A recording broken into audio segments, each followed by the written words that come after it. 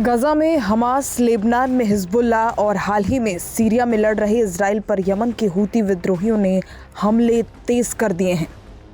IDF ने बुधवार को बताया कि यमन से लगातार इजराइल पर मिसाइलें दागी जा रही हैं। हफ्ते में ये चौथी बार है जब इजराइल पर एयर स्ट्राइक हुई है।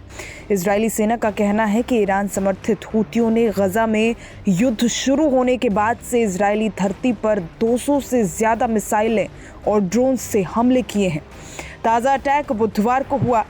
यमन के हूती विद्रोहियों द्वारा दागी गई बैलिस्टिक मिसाइल को बुधवार की सुबह इजरायली वायु रक्षा बलों ने नष्ट कर दिया।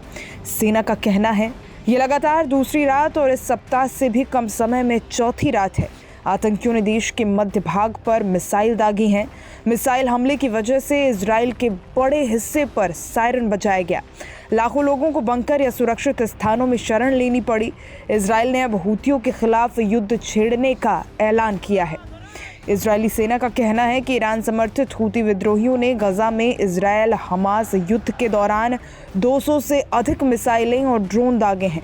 हूतियों ने लाल सागर व अदन की खाड़ी में जहाज़ों पर भी हमला किया और उनका कहना है कि वो तब तक नहीं रुकेंगे जब तक गजा में युद्ध विराम नहीं हो जाता।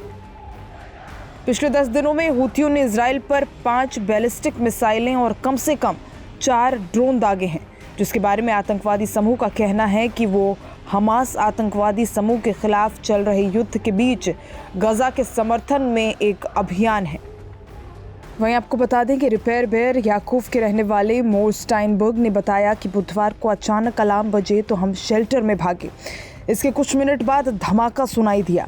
हमारे बालकनी पर किसी हथियार का एक टुकड़ा आकर गिरा। उन्होंने कहा कि सभी को सुरक्षा नियमों का पालन करने के लिए कहा गया।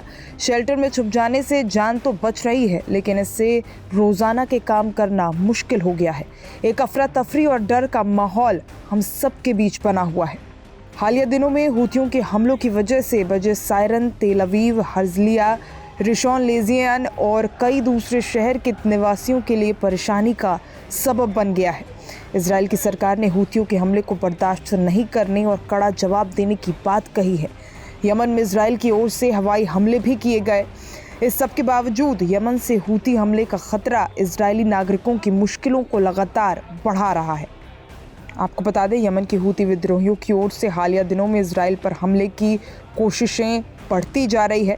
हूती मिसाइल हमलों के खतरे से एक सप्ताह में इजराइल की आधी आबादी को 4 बार अलार्म बजाकर सचेत किया गया।